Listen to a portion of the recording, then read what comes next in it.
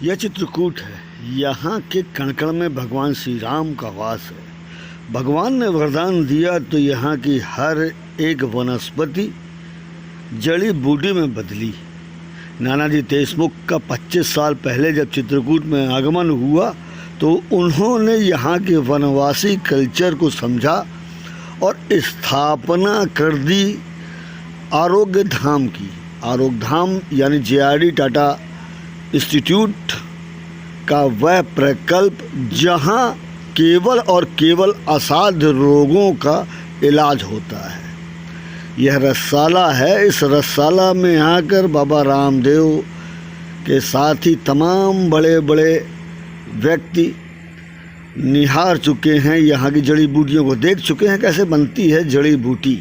यहाँ की जड़ी बूटी बनाने का प्रोसेस भी बहुत कठिन और ख़तरनाक है। वैसे इन जड़ी बूटियों को यहीं आरोग्य धाम परिसर में ही उद्यान वाटिकाओं में उगाया जाता है।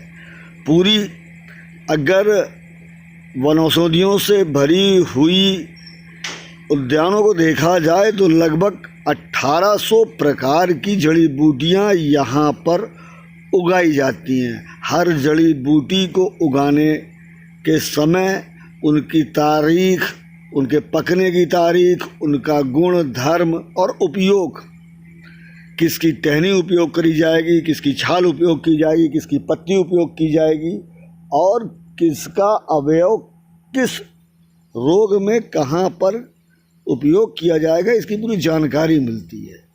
नाना जी की देखकर खुद लगाई हुई इस बगिया की अलग खासियत ये है कि पूरे विश्व भर के रोगों को ठीक करने का इलाज यहाँ पर है। कोरोना जैसी बीमारी यहाँ पर आने से भी डरती है। जी हाँ, अगर आपको देखना है कि कोरोना को दूर कैसे भागेगा तो उसका एकमात्र उपाय इम्यूनिटी पावर है। और यह जो दवाएं हैं पैक होकर यहीं पर स्थानीय तौर पर जब रोगियों को दी जाती हैं तो उनका इम्यूनिटी पावर इतना ज़्यादा बढ़ जाता है कि रोग अपने आप लोगों से दूर भागता है। यहाँ संगठन सचिव अभय महाजन क्या कहते हैं, आप खुद समझ लीजिए। ने हम लोग इस दृष्टि से माने श्रद्धेय नाना जी भी और आदरणीय प्रधानमंत्री जी ने भी कहा है कि इस प्रकार की जो कुछ औषधियाँ हैं, गुड़ीच है, अदरक है, तुलसी है, काली मिर्च है, उसमें त्रिकुटू है, ऐसे सब सारा ये रोग प्रतिरोधक क्षमता बढ़ाती है। तो इस सब का हम लोगों ने 5-7 औषधियों का चूर्ण बनाया है और सब जगह हम लोग जितनी अपनी क्षमता उसका वितरण भी कर रहे हैं। तो एक दिन एक बैठक में अपने करबी के चेयरमैन साहब नरेंद्र गुप्ता जी भी थे, तो कल ही उनकी ओर से आया था कि हम हमारे जो नियमित सफाई कर्मचारी हैं और काम करने वाले लोग हैं पब्लिक के बीच में जा कर के, तो उनको हम सवेरे शाम वह काढ़ा बना करके, तो उन्होंने एक साथ हमको कहा है।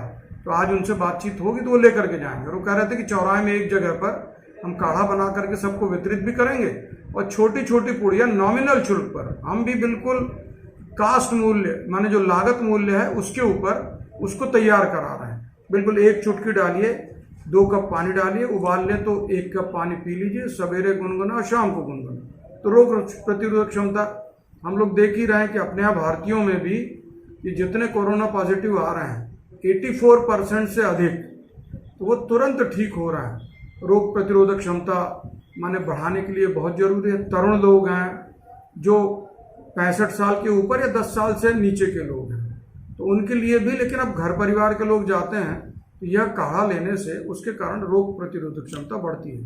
प्रधानमंत्री जी ने अभी कहा लोकल से वोकल, यानी लोकल का जो प्रोडक्ट है पूरे वर्ल्ड में जाके जाए। हम बाहर के प्रोडक्ट को लाने की जगह अपने प्रोडक्ट को पूरे वर्ल्ड में फैलाएं।